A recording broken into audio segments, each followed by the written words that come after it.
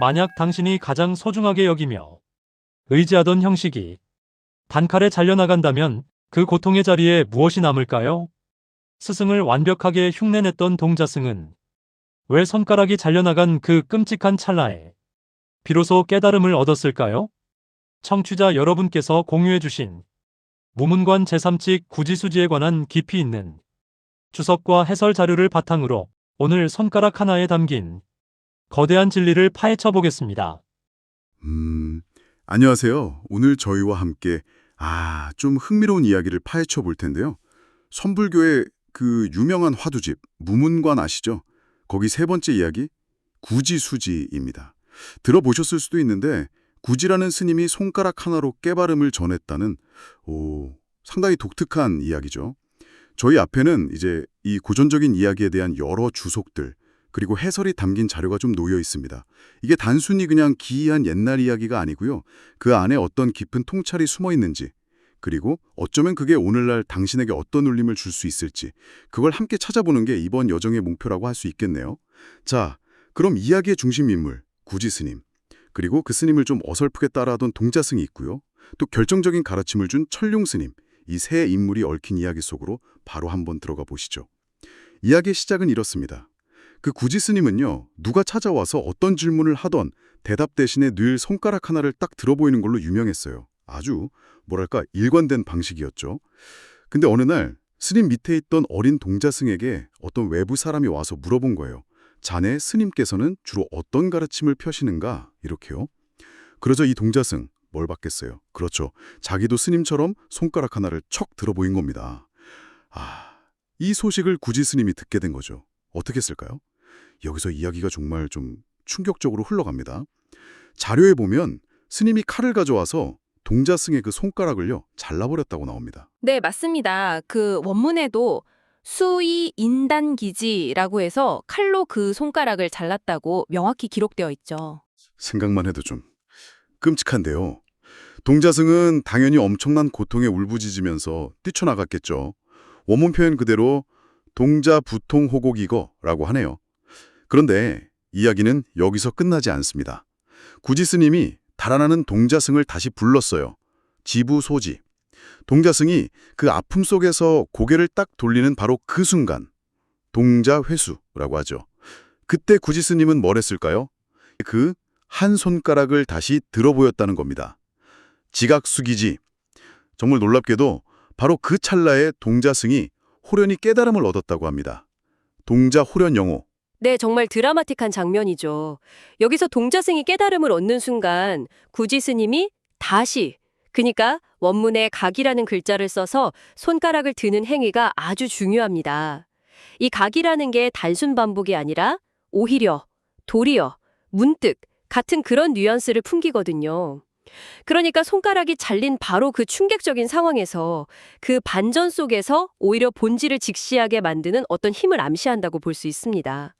그리고 영호라는 말도요, 그냥 머리로 아는 게 아니라 온몸으로 마음 깊이 그 본질을 체득하는 그런 깨달음을 의미하죠. 그렇군요.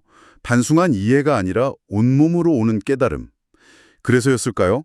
구지 스님은 임종을 앞두고 원문에 장순세라고 나오는데 대중에게 이렇게 말했다고 합니다. 나는 철룡 스님에게서 한 손가락 선을 얻어서 평생을 써도 다 쓰지 못했다. 일생수용무지인.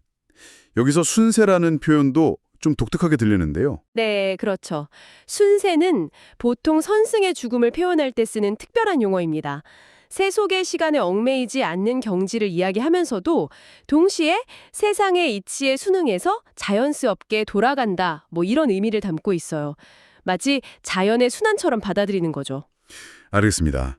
자, 손가락을 자르고 그걸 보고 깨닫고 정말 강렬한 이야기입니다.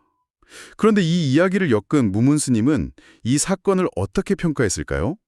그 무문관에는 평창이라고 해서 각 이야기에 대한 무문 스님의 코멘터리가 붙어 있잖아요. 무문 스님은 여기서 아주 단호하게 말합니다. 깨달음의 지점은 손가락 끝에 있는 것이 아니다. 부재의 지토상. 아니 손가락 때문에 이 모든 일이 벌어졌는데 정작 깨달음은 손가락에 있지 않다니. 청취자 여러분도 이게 대체 무슨 소린가 싶으실 것 같아요. 그렇죠. 바로 그 지점이 핵심입니다. 무문 스님이 정말 하고 싶은 말은 이거예요. 손가락은 그저 달을 가리키는 도구일 뿐이지 달 그 자체가 아니라는 아주 유명한 비유 있잖아요.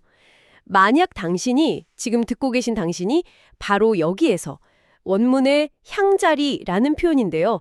이 이치를 제대로 꿰뚫어 본다면, 견득할 수 있다면 과거의 철룡 스님, 구지 스님, 손가락 잘린 동자승, 그리고 지금 이 이야기를 듣고 있는 당신 자신이 시간과 공간을 초월해서 하나의 깨달음이라는 맥락 안에 꿰뚫어진다는 겁니다.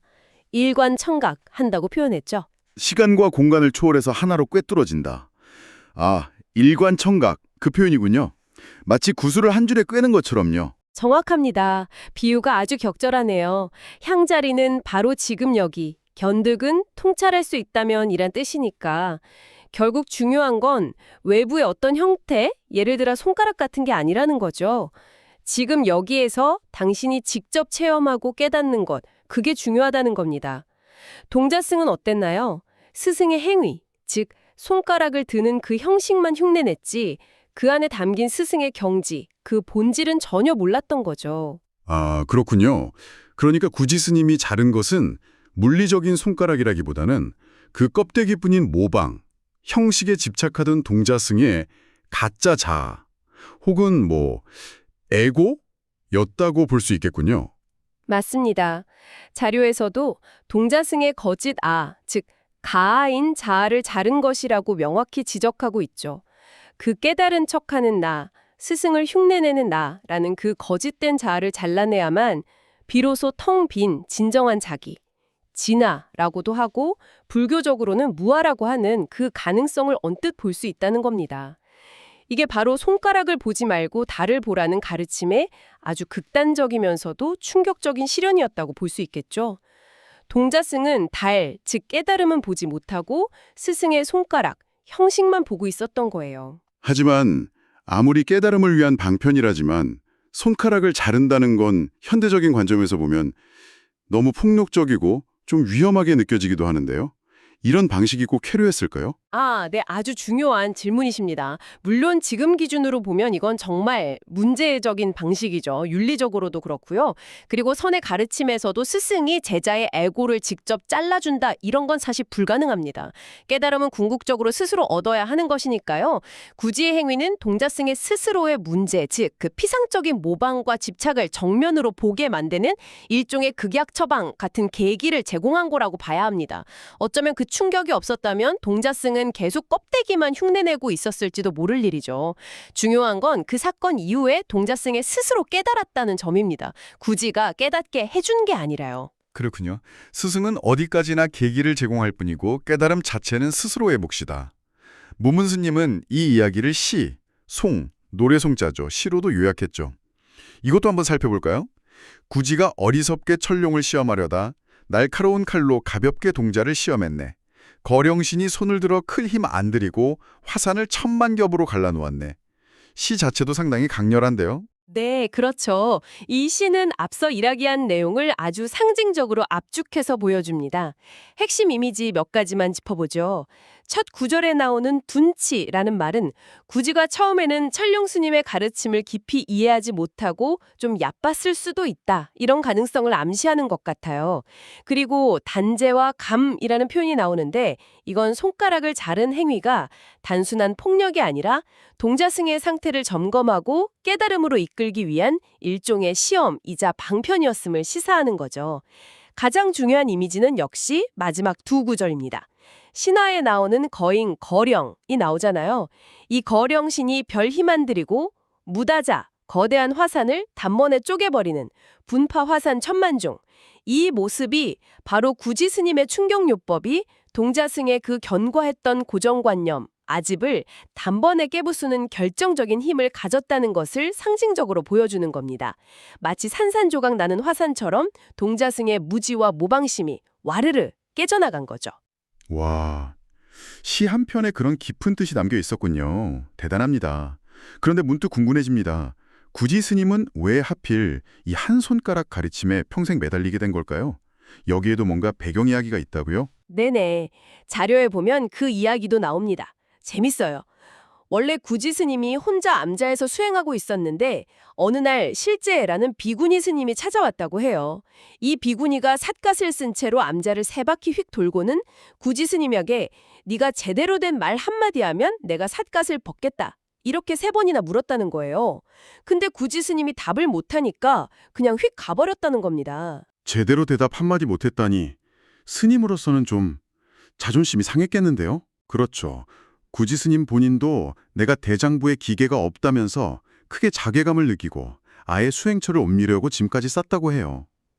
그런데 바로 그날 밤에 산신령이 꿈에 나타나서 곧 위대한 스승이 올 테니 기다리라고 예언을 했고 얼마 후에 정말로 철령 스님이 찾아왔다는 겁니다. 구지 스님이 이제 자초지종 그 비구니와의 일을 털어놓자 철령 스님이 말없이 손가락 하나를 딱 들어보였는데 바로 그 순간 구지 스님이 크게 깨달았다는 거죠. 아, 바로 그거군요. 그래서 그 강렬한 체험 이후로 자신도 다른 사람들에게 그 한 손가락을 들어 보이게 된 거군요. 자신의 깨달음의 핵심을 압축해서 보여주는 그런 방식이었댔네요. 아, 그리고 자료에 보니까 구지 스님이 평소에 구지 관음 다란이를 열심히 외워서 구지 화상이라고 불렸다는 부연 설명도 있네요. 이것도 흥미롭고요. 네, 바로 그 지점입니다. 이 모든 이야기를 종합해보면 핵심은 결국 형식 너머의 본질, 모방 너머의 직접적인 체험에 있다는 걸 알 수 있습니다. 동자승은 스승의 손가락이라는 형식을 모방했지만 구지 스님은 철룡 스님의 손가락을 통해 직접적인 깨달음을 체험했죠. 그리고 아까 무문 스님이 말한 일관청각, 즉 하나로 꿰뚫어진다는 것은 이 깨달음의 체험이 시간과 공간을 넘어선다는 의미이기도 합니다. 철룡, 구지, 동자승, 그리고 지금 이 이야기를 듣는 당신까지도 그 본질적인 깨달음의 장에서는 하나로 연결될 수 있다는 거죠.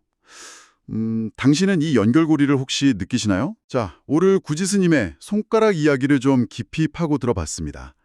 깨달음이란 것이 외부의 어떤 형식이나 방법, 즉 손가락에 있는 것이 아니라 그것이 가리키는 내면의 직접적이고 순간적인 각성, 바로 지금 여기에서의 체험에 있다는 것을 다시 한번 확인한 것 같습니다. 손가락을 자른 그 충격적인 사건은 결국 껍데기뿐인 모방과 형식에 대한 집착을 깨뜨리기 위한 극단적인 방편이었고요. 그럼 이 이야기가 오늘 당신에게는 어떤 의미로 다가올까요? 네, 이 이야기는 우리 스스로를 돌아보게 만드는 힘이 있는 것 같아요. 혹시 당신의 삶이나 혹은 무언가를 배우는 과정 속에서 본질적인 목표, 그 달은 잊어버린 채 어떤 특정한 방식이나 절차, 아니면 누군가의 성공 사례 같은 그 손가락에만 매달리고 있진 않으신가요? 지식이나 기술을 배울 때도 그냥 겉핥기식 모방을 넘어서서 그것이 담고 있는 진정한 의미와 원리를 내 것으로 체득하려고 노력하고 계신가요? 이 구지 스님의 이야기가 혹시 당신이 지금 너무 꽉 붙들고 있는 손가락이 무엇인지 깨닫고 그건 너머의 달을 볼 수 있는 당신만의 아하 순간, 즉 영우의 계기가 되었으면 좋겠습니다. 마지막으로 이런 질문을 던져봅니다. 구지 스님은 철룡 스님에게서 얻은 그 한 손가락 선을 평생 써도 남을 만큼 귀하게 여겼다고 했잖아요. 그렇다면 그가 매번 손가락을 들어 올릴 때 그는 단순히 저것 봐 하고 무언가를 가리키기만 했을까요? 아니면 그 손짓 자체가 깨달음의 어떤 경지, 그 상태 자체를 온전히 드러내는 행위였을까요? 그 한 손가락에 담겨 있었던 평생 써도 다 쓰지 못할 만큼 그토록 깊고 무한했던 내용은 과연 무엇이었을지 잠시 생각해 보시는 건 어떨까요? 지금 당신이 꽉 붙들고 있는 그 손가락은 혹시 당신이 보아야 할 진정한 달을 가리고 있지는 않습니까? 평생을 써도 다하지 않는다는 구지 스님의 그 한 손가락이 가리켰던 본질을 이제 당신의 일상 속에서 직접 체득해 보시길 바랍니다.